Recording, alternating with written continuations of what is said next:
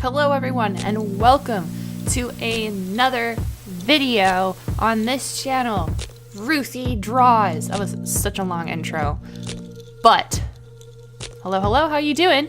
I made this mermaid fellowette. I don't know if it's a girl or a boy. Probably a girl. I generally just draw girls. It doesn't really have manly features in the sense that its jaw is pretty pointy. It's not like, it's not manly features, but who cares? Because it's a mermaid. Merman, merperson.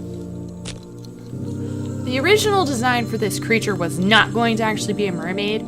The creature I was actually thinking of is an inspiration on something that I saw on Twitter. I follow this person named Jen Bartel, I think is her name. I don't know what she's the artist for, but she has amazing art and something about Blackbird, something about that. Anyway, there was something on Twitter where it was, she had drawn this lady with crystals coming out of her face, and I was like, oh my god, but imagine if it had 3 eyes. So that's what I wanted to do. I drew the 3 eyes and I wanted to have the crystals coming out, but I wanted the crystals kind of coming out of everywhere, and I still may draw this creature.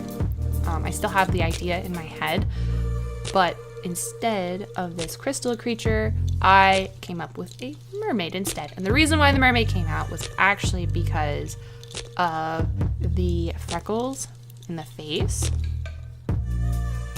And yeah, that's just the way it came out. There was eye, and then the eyes were there to begin with because I imagined with 3 eyes.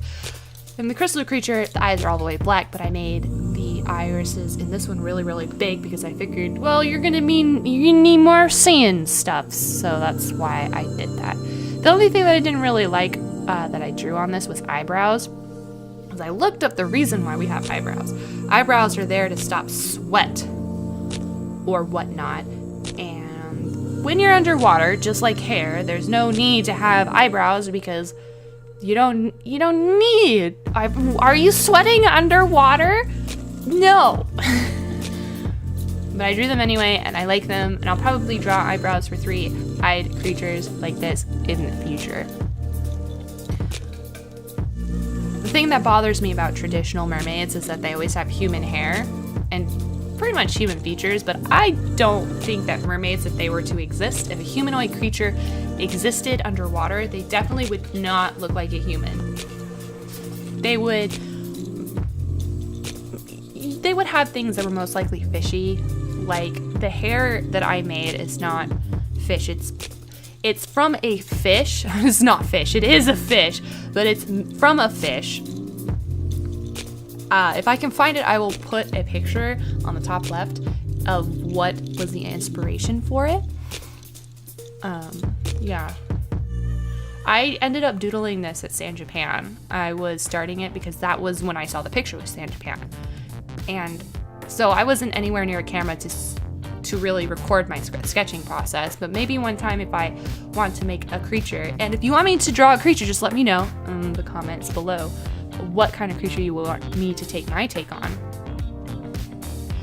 So that was the reason why I didn't have any access to a camera, because I was at San Japan. I was actually online at San Japan. Someone actually was like, oh my gosh, your art. And we exchanged Twitters and stuff. So I don't know if she's watching this, but hey, person from San Japan, you were cute.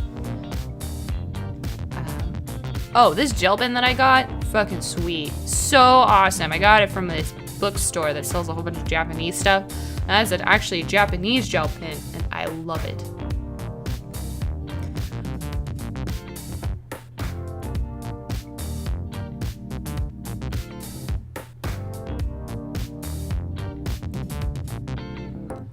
I think what I'm starting to really like about maybe my style or just the way that I draw is that I really like that neck bone, like that neck muscle attaching to the arms. I don't know why I really like that intense collarbone with the neck doing that, but I really like it. I also really like intense shadows and stuff. I really like the comic book style because of the intense shadows that are in the actual like movies and that are in comic books, not movies. I don't know. Sorry, I lost my train of thought for a second. I don't know if you know, but I always record this in one go. So if I fuck up, I redo the entire recording.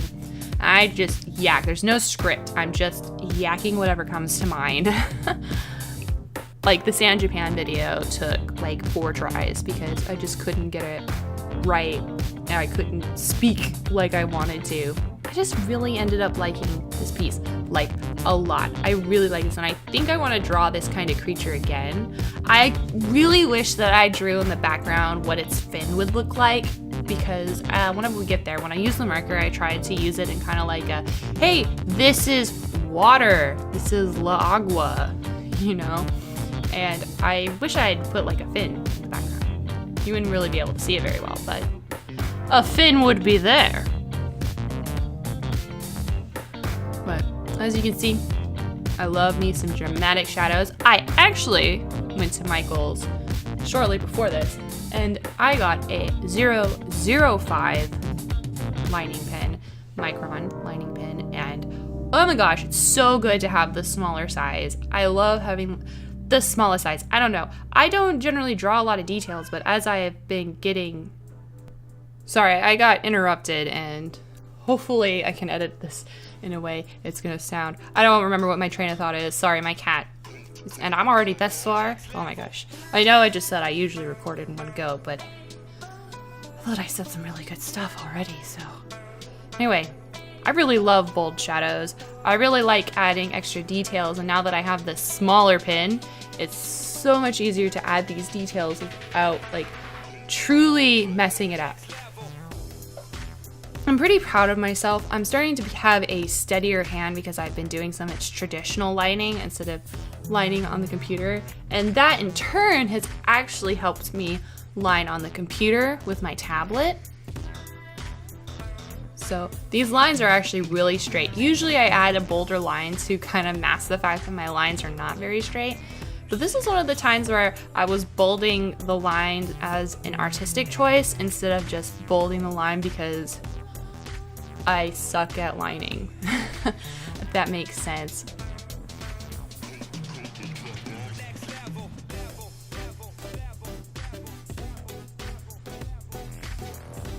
I like the spots on the piece. I think it's pretty good. I might do some more research on what I think mermaids should look like because like I said, I don't like the traditional mermaid. I don't think it makes sense. I mean, I know it's a mythical creature, so it's not supposed to make sense. I like the concept of mythical creatures having like an evolved sense. If you catch my drift, it's like, how would they naturally evolve to be like this? I don't think a mermaid would naturally evolve to be humanoid like we are. Like, sure, they could still be humanoid in a sense, but I don't think that they would look human at all. Like, you know, the hair would not be hair, no eyebrows, like I said. They'd have fins and stuff. I actually just want to draw webbed hands.